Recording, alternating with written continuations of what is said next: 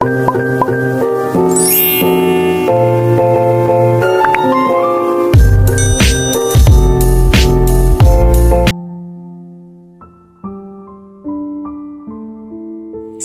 Iskandar Muda.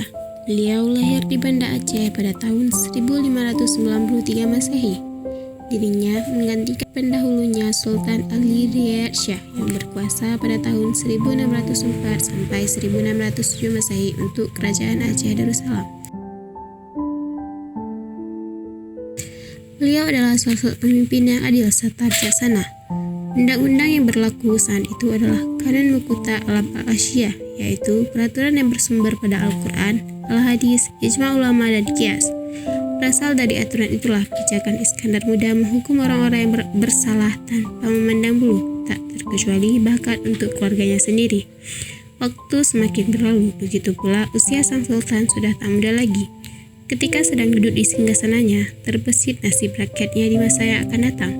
Oleh sebab itu, ia merencanakan untuk memberi tanggung jawab kepada anak kesayangannya, sang putra mahkota, untuk menjadi pemimpin keamanan negara. Kelak ketika beliau sudah tiada. Dia adalah Merah Pupok yang digelari Sultan Muda atau Potecut yang berwajah gagah, mewarisi ketapanan wajah sang ayah.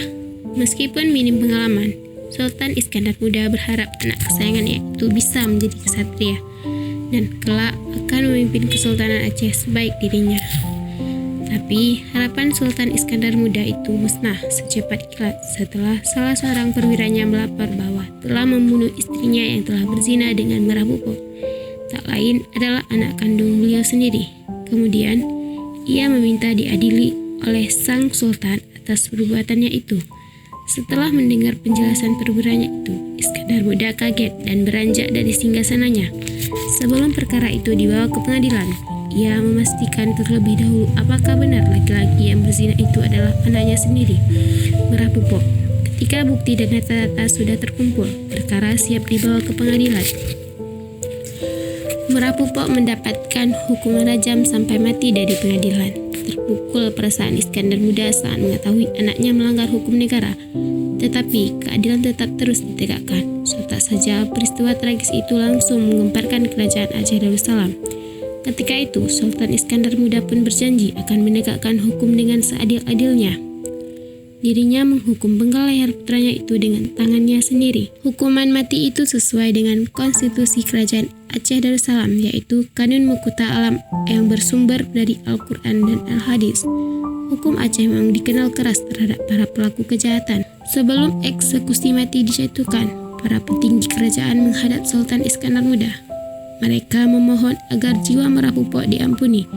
Mereka juga menawarkan agar Merah Pupok diusir dari kerajaan Aceh Darussalam.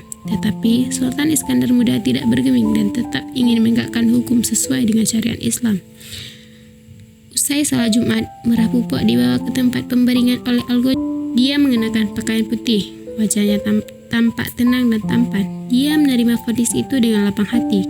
Saat kepalanya akan ditutup, dia meminta kepada Al-Gojo agar dibiarkan saja. Dia ingin menatap wajah ayahnya untuk terakhir kali, dan seketika darahnya pun tumpah hingga cipratannya yang berwarna merah mengenai baju sang sultan yang bijaksana dan adil itu. Jasadnya lalu dimakamkan di lapangan pacu kuda yang kini bernama Karkhov. Hingga saat ini makam itu masih terjaga. Saat ditanya kenapa Sultan Iskandar Muda tega menghukum Merah Pupok, dia mengatakan, mati anakmu Pajrat, mati adat Hotamita, yang berarti mati anak ada makamnya, tetapi jika hukum yang mati hendak kemana akan dicari. Dari kisah ini kita bisa mengambil hikmahnya bahwa Merah Pupok merupakan simbol tegaknya syariat Islam di Aceh. Kematiannya akan selalu dikenang bahwa keadilan ditegakkan bukan hanya kepada rakyat kecil saja, tetapi juga kepada pewaris tunggal kerajaan Aceh Darussalam.